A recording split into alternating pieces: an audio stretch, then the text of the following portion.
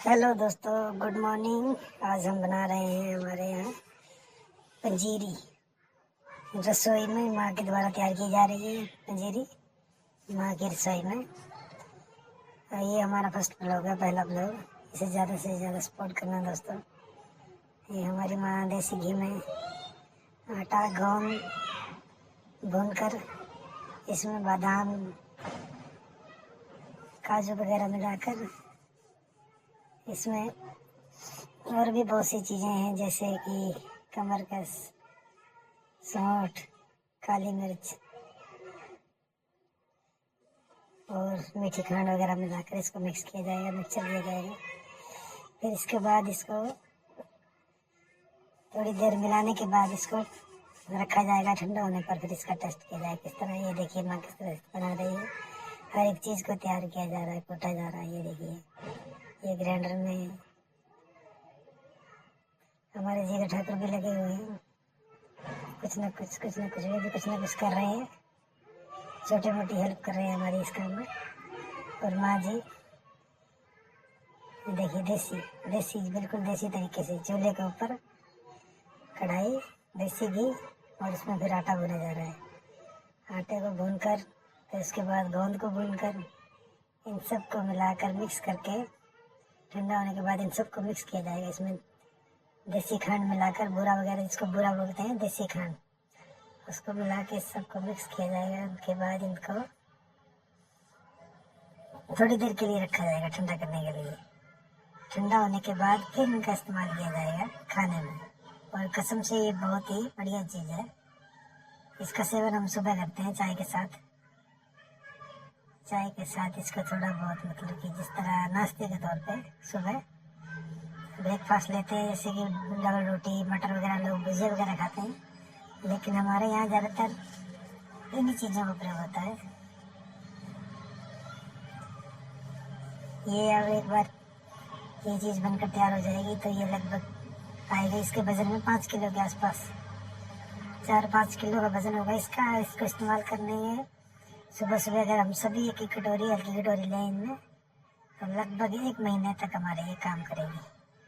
तो उसके बाद फिर इसको दोबारा तैयार किया जाएगा। और इसका कोई ज़्यादा वैल्यू खर्चा भी नहीं है, कोई ज़्यादा। ये लगभग देसी घी अगर घर का हो तो कोई ज़्यादा खर्चा नहीं है, नहीं तो 2,5-3 हज़ार में, लगभग 3-1 हज़ार रुपये में इसका सामान सब उपलब्ध हो जाता है। घी से लेकर हर चीज़, लगभग 4-5 किलो आइटम तैयार हो जाती है,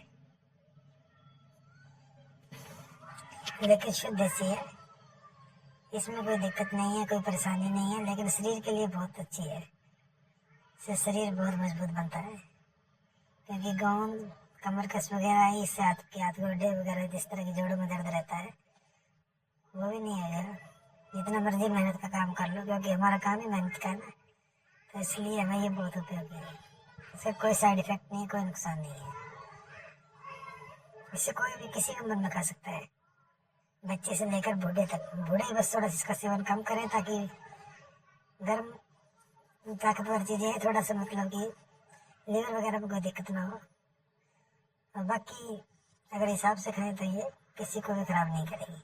ये देखिए देसी तरीके से तैयार किया जा रहा है बिल्कुल।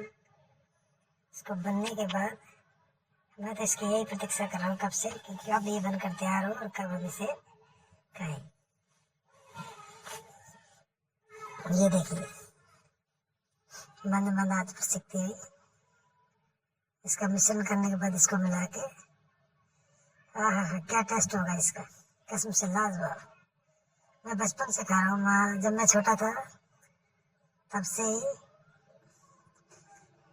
मैं देखता हूँ कि माँ हर साल सर्दियों मनाई जाती है। हर साल सर्दियों में से दिसंबर से लेकर फरवरी तक, इन्हीं 4 महीने में, दिसंबर, जनवरी और फरवरी, 3 महीने के अंदर इसको बना के खाया जा सकता सर्दी में, क्योंकि इस टाइम पे ये गर्म होती है, शरीर को ज़्यादा नुकसान नहीं करेगी।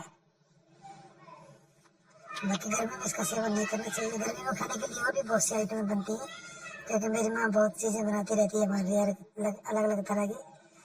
और इस तरह की बाजरे के लड्डू, वो चीज़ें भी माँ ने थोड़ी देर पहले बनाई थी जब हल्की सर्दी थी। अब ज़्यादा सर्दी होने की वजह से माँ ने इसको तैयार किया है। क्योंकि ये ज़्यादा सर्दी में मतलब आदमी अगर इसको खाए तो सर्दी भी महसूस नहीं होती है और कोई नुकसान भी नहीं है।